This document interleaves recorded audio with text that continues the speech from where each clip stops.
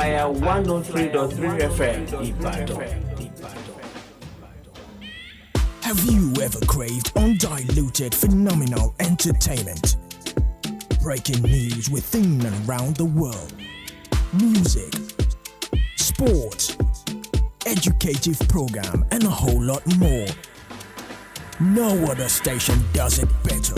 Tune in to I-FLIER 103.3 FM. The first entertainment station in Nigeria.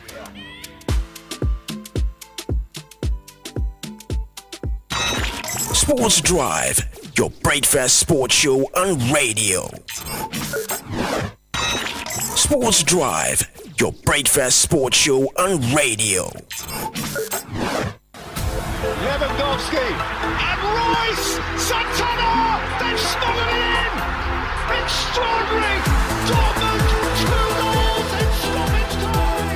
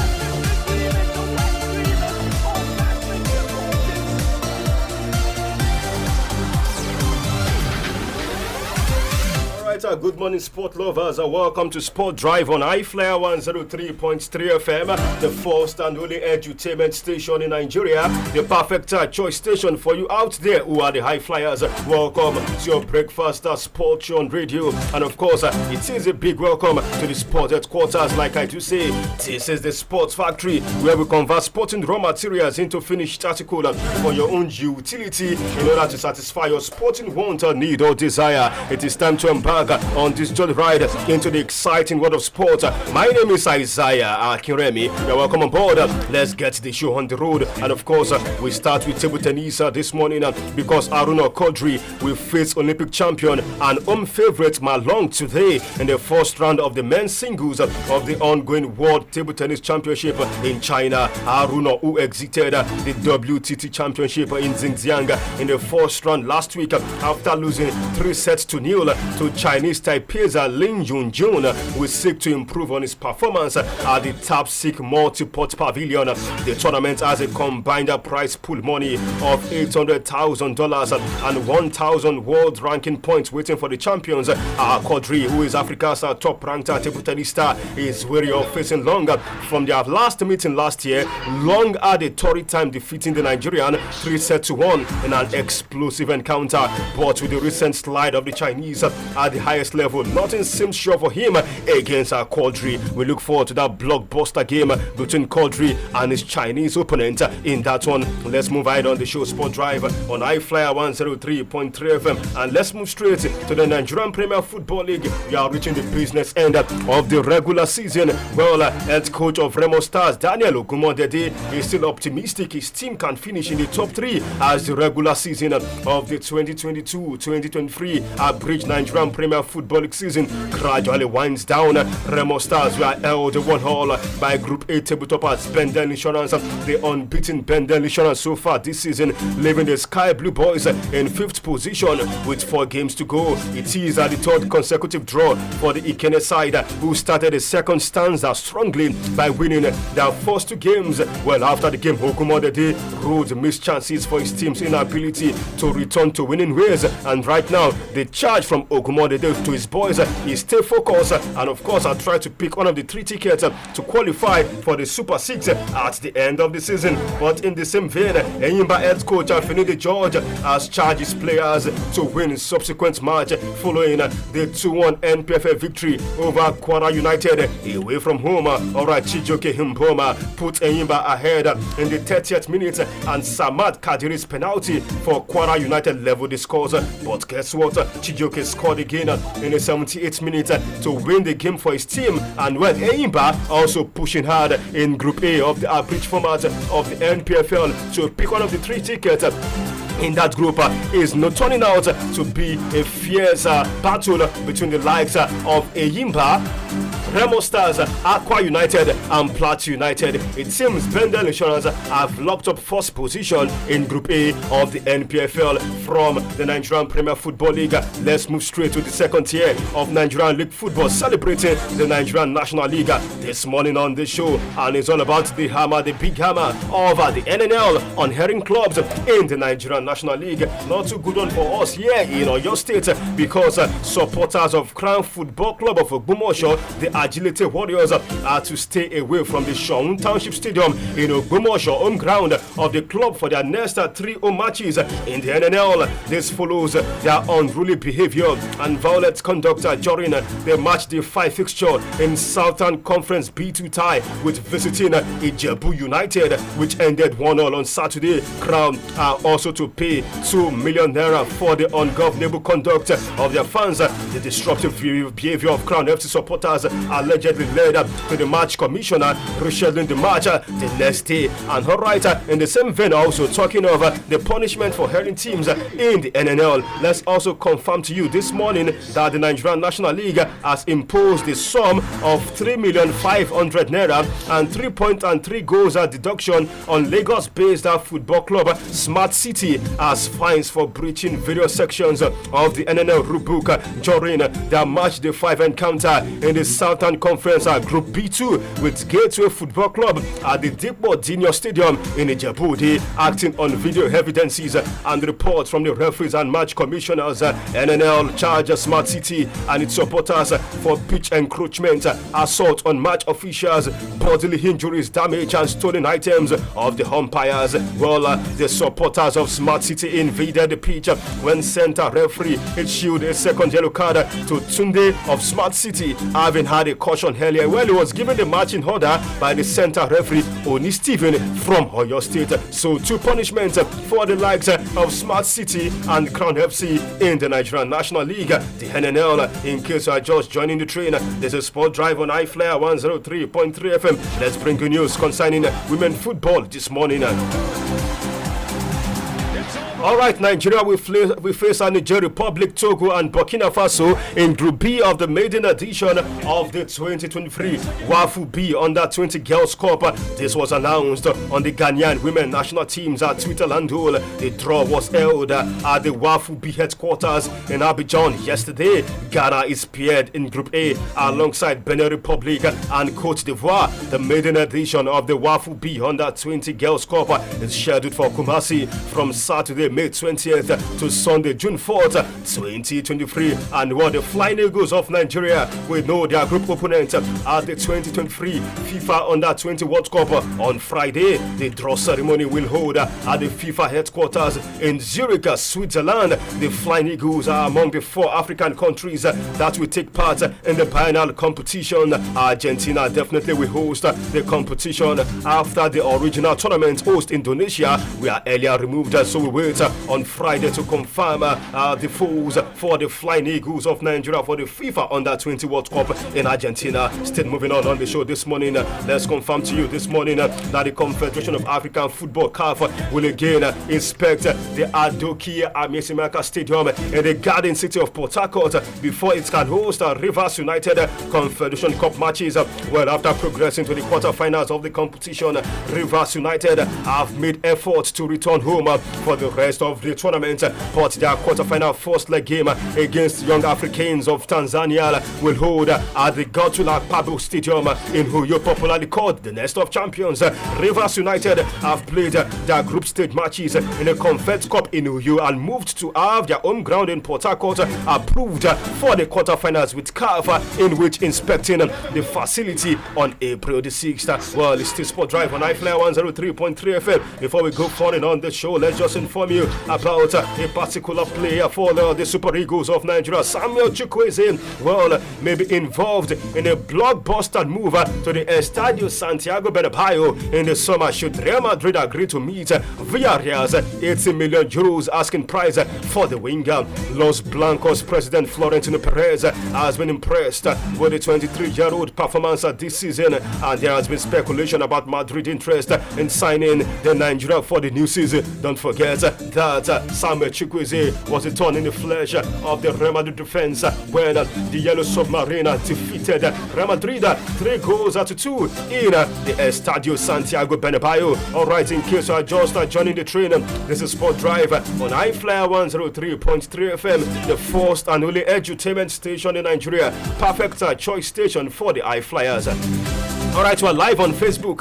Just go to Facebook and search for I-FLIER 103.3 FM, I-FLIER 103.3 FM. You can get to watch me live and all our programs on I-FLIER 103.3 FM. Let's go, foreign people. What a game we witnessed yesterday at the Elland Road, where Liverpool were in 7th heaven. Liverpool annihilated, crucified Leeds United did a cross by 1, 2, 3, 4, 5, 6 goals to 1. It ended in favor of the Reds against Leeds United. Ladies and gentlemen, Mohamed Salah and of course Diogo Jota both scored twice as Liverpool claimed their first win in 5 Premier League games by inflicting a second successive home arm rain on Leeds United, who remain in the relegation battle. The Reds had not won since putting 7 unanswered goals past Manchester United at the start of March, but after a slow start, they ruthlessly dismantled Javi Grass side 6 goals to 1. Praise for Salah, another praise for Diogo Jota. Gakpo and Nunes also got amongst the goals in that one, and Liverpool defeated Leeds United by 6 goals to 1. And while their head coach, talking over Jurgen Klopp, says that annihilation of Leeds United is the best game this season for his team, talking of Liverpool. Alright, let's move straight to Stamford Bridge. Of course, all is not well. Stamford Bridge is falling down for the teams that look forward to the start of the new season. We learned, according to reporter this morning, that the Blues Chelsea have held talks with Julian Nagelsmann as part of the search for a new manager. The German, don't forget, was sacked by Bundesliga champions Bayern Munich in March after less than 2 years in charge. According to report, Chelsea do not yet have a preferred options to replace Graham Potter, but despite holding talks with Nagelsmann, who is 35, the process to find a new manager is ongoing, with Luis Enrique also reportedly of interest to Chelsea. We also learned that Tottenham Hotspur are just trying to be smart to beat Chelsea to the signing of Luis Enrique for the new season. Well, apart from the game played yesterday in England, where Liverpool defeated Leeds United by 6 goals to 1, a game went down yesterday in the Spanish La Liga Santander, where Real Mallorca defeated Celta de Vigo by 1-0 at the Estadio de Balaídos. A game also was played in the Italian Serie A, where Atalanta and Fiorentina shared the spoils. It ended 1-1 in that encounter. Let's check on Lisandro Martinez, who has been ruled out for the rest of the season. Not good news for the fans of the Red Devils. But checking up on Martinez this morning, Manchester United defender Lisandro Martinez said he has successfully undergone surgery after being ruled out for the remainder of the season due to a fractured metatarsal bone. Martinez, who made 45 appearances for United this season in all competitions, was carried off the pitch during their 2-2 draw with Sevilla in the Europa League. Alright, before we move straight to the 2 games to expect the second leg of the UEFA Champions League, let me just inform you that Jaren Jackson Jr. have been named the NBA Defensive Player of the Year. The Memphis big man who led the league in blocks at 3 per game edges out Milwaukee Bucks, Brook Lopez, and Cleveland Cavaliers Evan Mobley for the honor. Okay, let's move straight to the playoff games ongoing right now in the post-season of the NBA. The National Basketball Association is 2 games to nil in the series between Philadelphia 76ers and Brooklyn Nets, because the 76ers defeated the Brooklyn Nets 96.284 to take it 2-0 in the first round of the playoffs. And well, from the Western Conference, Sacramento Kings defeated defending champions Golden State Warriors 114 points to 106. The Sacramento Kings also are definitely leading that one 2 games to nil in that encounter. Alright, let's move straight to the UEFA Champions League segment and check the 2 games this evening. Chelsea up against Real Madrid, and of course Victor Osimhen will play an instrumental role for Napoli de Patanopio against AC Milan the Rossoneri. Let's move straight to the UCL segment this morning. I'll be right back. Once again.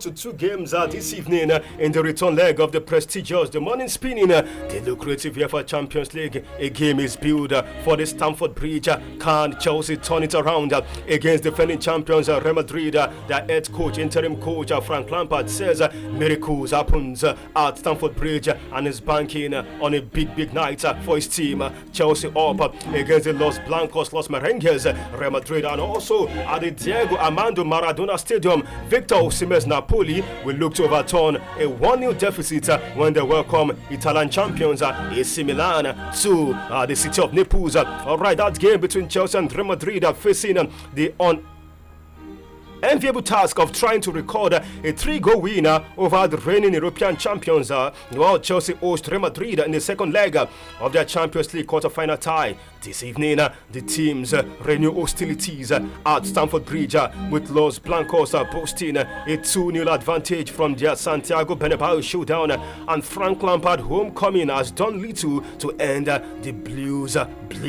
Definitely is about the Blues, not know things not spanning out well for Chelsea. But just like I told you, Chelsea manager Frank Lampard says hopefully the mentality of the boys can change for the positive this evening. Tough game for them to overturn a 2-0 deficit against European giants Real Madrid at the Diego Armando Maradona Stadium. Is of course renewal of hostilities between 2 Italian rivals, Napoli and AC Milan, following a close fought tussle last week.